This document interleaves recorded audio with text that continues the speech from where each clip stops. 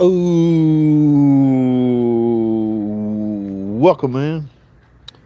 Welcome back to the channel. What's going on? It's been a minute since I've done one of these. It's your boy JT, man. I'm at the shop, guys. I drove a friend of mine's car to work today, or drove it up to the shop to look it over. Okay, what I mean by looking over, I'm gonna let it up in the air and look some things over. Okay, I don't know if it's officially his car or not, or the customer let him do a trial run on it or what have you. I don't know what he paid for it, what they want for it. I don't know anything. He just asked me would I look at it. Okay. So I'm gonna do just that while I'm here. But before I get started, I'm letting it cool off. Before I get started, I wanna let's chit chat a little bit about it. Y'all saw the title, right? Now, let me go on record as saying, yes, I'm JT the car guy, Mopar guy, all right? Master Mopar mechanic, whatever y'all call those type guys these days. I'm that. Now, so being that or being such a person, I get asked a lot my thoughts on uh, doing swapping engines. Okay, what I mean by that is going from a V6 to a V8. In this case, or in this year model case, this is a what? Oh, this is an older car, '09 maybe. I'm thinking, I don't know. But going from a V6, let's say a Pentastar or a 3.5 or even a 2.7 to a Hemi. Okay, I think the saying around town now is a Hemi swap. Just do a Hemi swap. It's real easy to do a Hemi swap. Now, so I was asked just that question by him. My thoughts on doing that. You know what?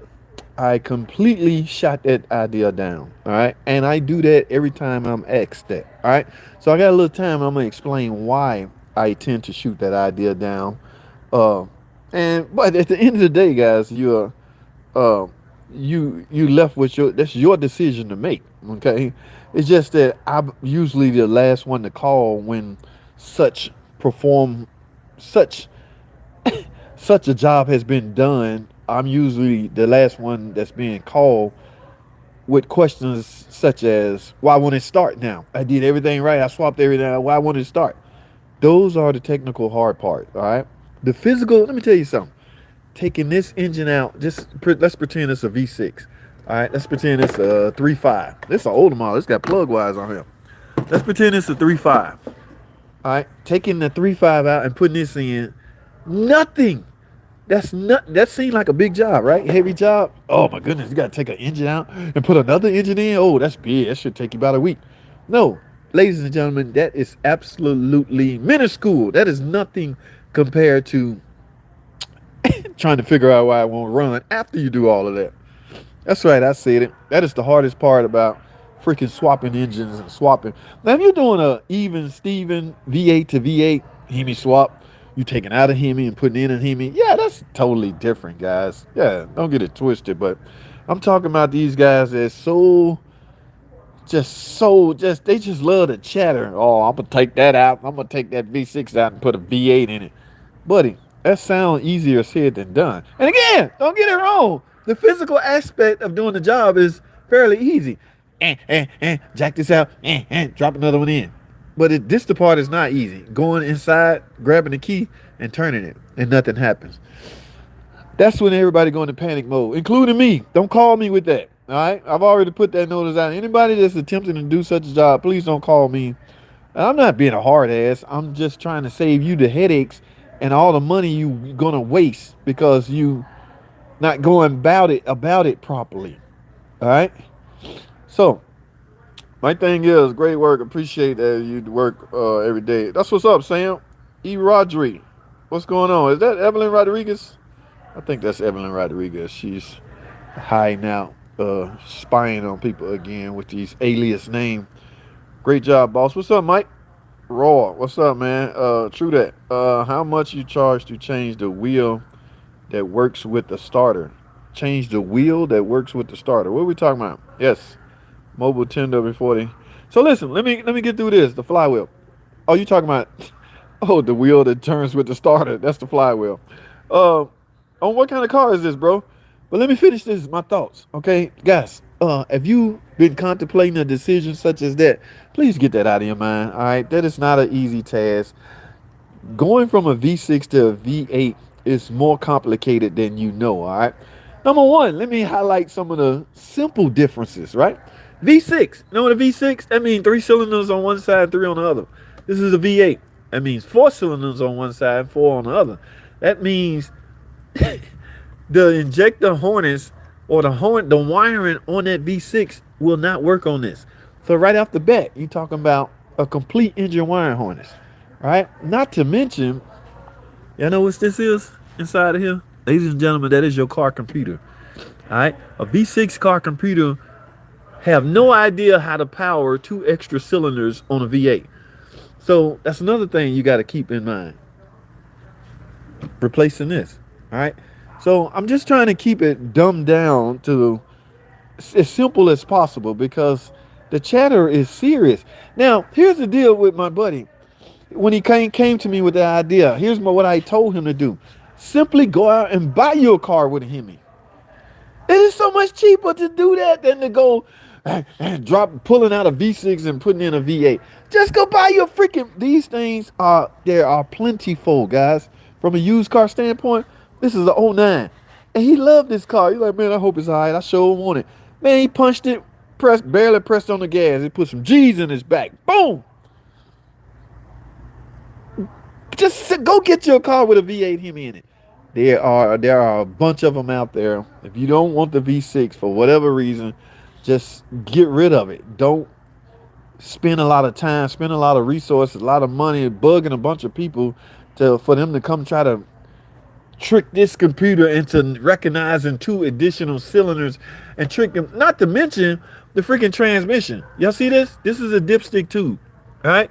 Yeah, dipstick tube. That means this is a NAG 1 transmission attached to a Hemi. The only other option was the 42RE. They did not attach to a Hemi. So if you coming from a 2.7 and you trying to put a Hemi in your car, will this Hemi bolt to that 42RE transmission? Perhaps. Will it work? Absolutely freaking not.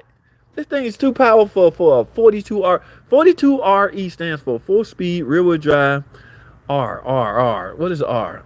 I can't even remember anymore. That's how old that transmission is. Guys, the older Hemi models was teamed up with the NAG 1 transmission on the Chrysler 300. Okay, so again, get that out your mind, guys. Don't be trying to do no damn Hemi swaps. For the hell with that. Go buy you a car with a Hemi already in it. So my job today here is to get this thing in the air, look it over. Yeah, I need my special dipstick tube. Dipstick. It's got a tube.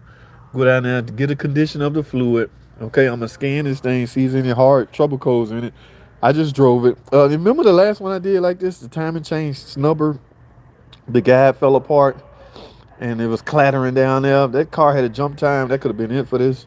I'm gonna run the recalls, make sure ain't no recalls on it, and blah. I'm gonna do everything. All right. So after he gotta pay me for this. I don't do shit. I don't do nothing for free, dog. But this is my buddy. He understand that, man. I got a used car checkout fee. Okay. Now the risk in that, guys, is like if you one of those type guys and you convince somebody that the car is okay, they're gonna hold you responsible for that. They're gonna hold you liable for if something happened to that car a week after they buy it. Man, you told me everything. Yeah, that's the pressure mechanics are under. So I'm gonna be truthful with them. Look, bro, okay. When I went to test drive it, third gear didn't feel right. I mean, but if you want to gamble with it, take that chance, go for it. Okay, so yeah, that's the pressure mechanics are under a PCV valve on the old model Hemi. Plug wires, guys.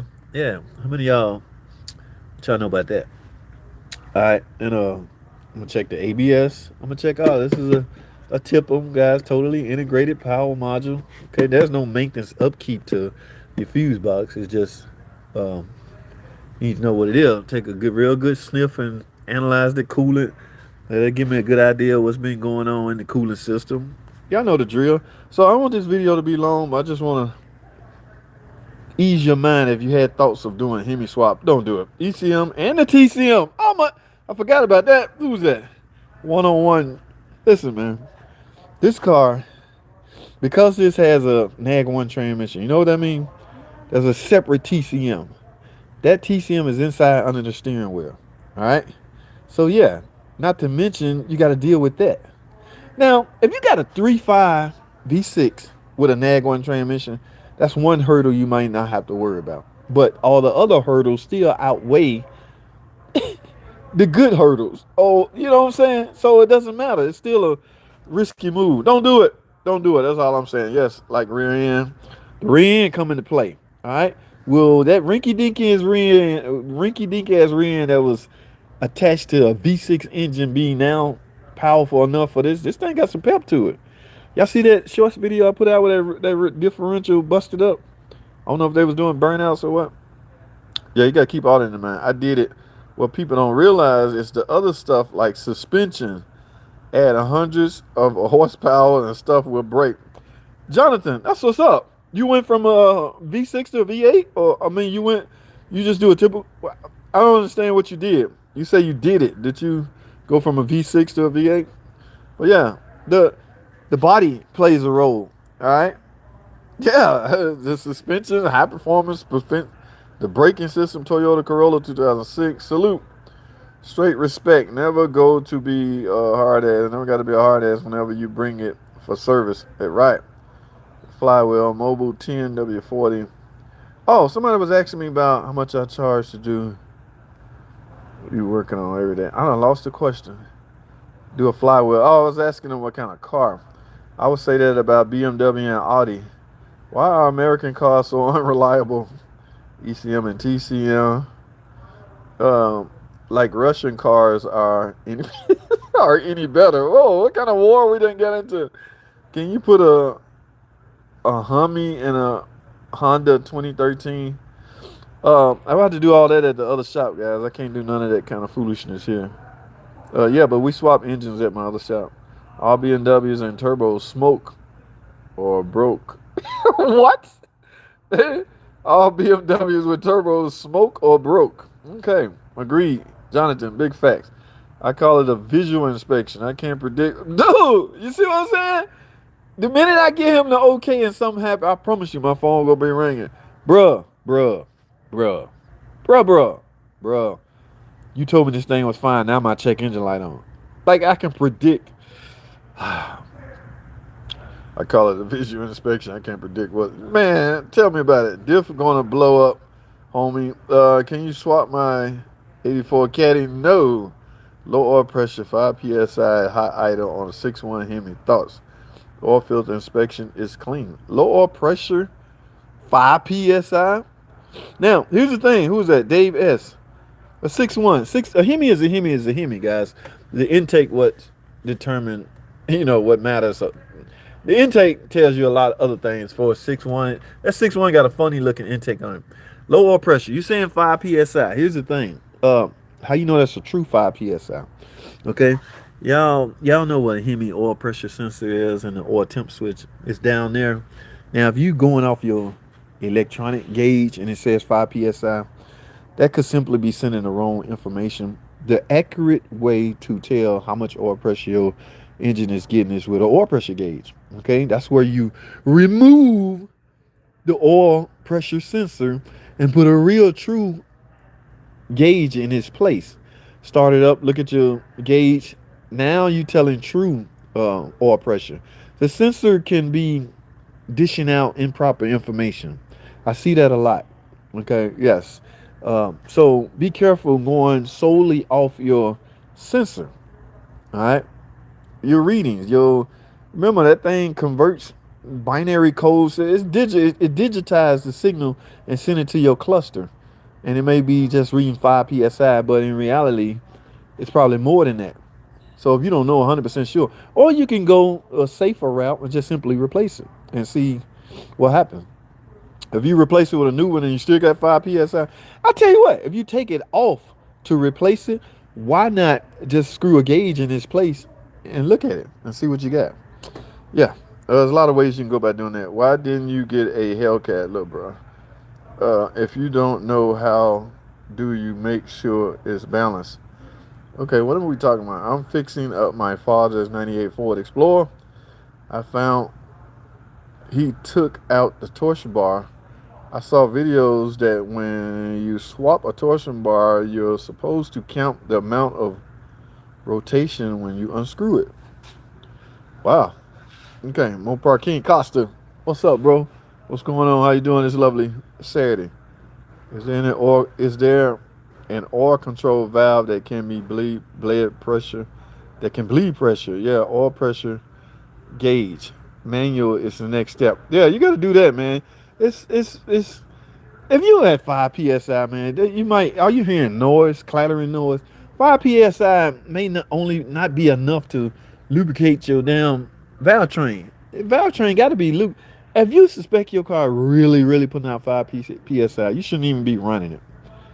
All right. Now, hypothetically, if you running it and your gauge set 5 psi, and this ETC, so there's no throttle, but you step on an accelerated pedal, you don't hear no noise. It's not really a true 5 psi. All right, guys, that's my call. We're getting ready to get out of here. Only worth it if you don't care about lifter failure. I've heard a high pressure oil pump can help the Hemi tick. There's nothing you can do to help the Hemi tick. There's some things you can do to help prevent getting the Hemi tick. Once it's ticking, as a matter of fact, where's my once it's ticking, you ticking. Yeah, ain't no helping. Ain't no helping. Let me show y'all something. Ain't no damn helping this. I know what you're trying to say, but it just came out funny. Um, they got the Hellcat. They got the Mellon's oil pump. They say support. I be seeing reading that all the time. The Mellon oil pump will help the Hemi tick. No, I think the goal is to help prevent from getting the Hemi tick. This one I did about a week ago, 2 weeks ago. I can't dig in there and find y'all the bad one. It was one coming apart. You see that? That was headed out, guys. Yeah. This one was on its way out. Remember, guys, camshaft is not a wearable item, but a camshaft can be damaged by a worn out item. Okay, if the needle bearings inside of this roller bearing fall out, that bearing right there will collapse, and you will essentially just chew into lobes. That's what's happening on the Hemi. Yeah, you're just gonna start chewing into lobes. Yeah, see right there. Yeah, it was starting, boy. Y'all see that? Now, I don't know if this is the lifter that was associated with this lobe, but it was about to start doing some major chewing. So you can't put an oil pump on that will help any kind of tick. Once the bearings fall out of these, there's nothing technically can help it. Now there's some additive, thicker oil out there you can put in it to help cushion the blow. But yeah, you can't. People are always bragging on what's the name of that additive they put in the car. That'll shut it right up, bro.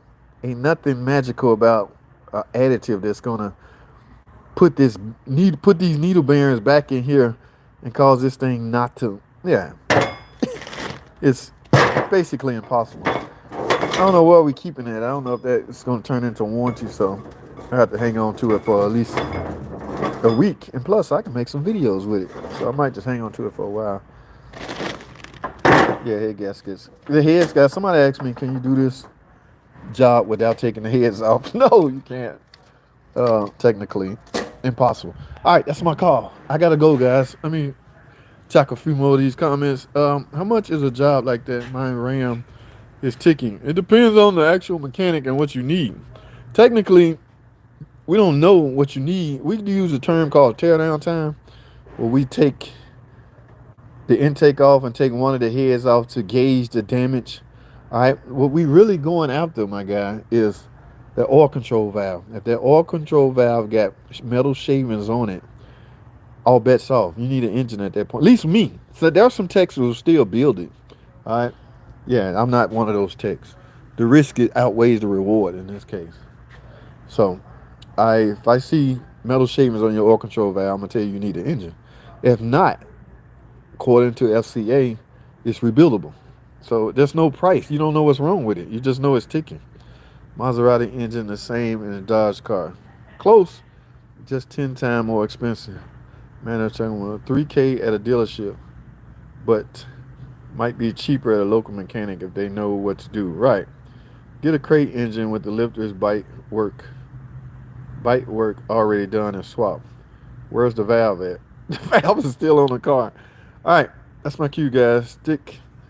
Stick looking light stabber. What? How much is this job like that? Whoa, looks like. Are they chewing the rollers up?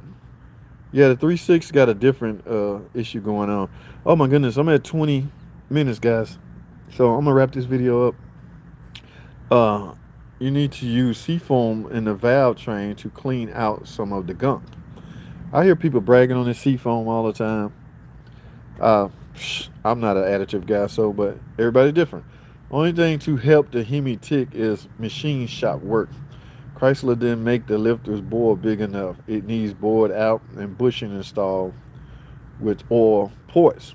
All right, now I'm gonna end on that note because I hear that a lot about people insinuating that there was a fatal flaw with the Hemi, blah blah blah blah.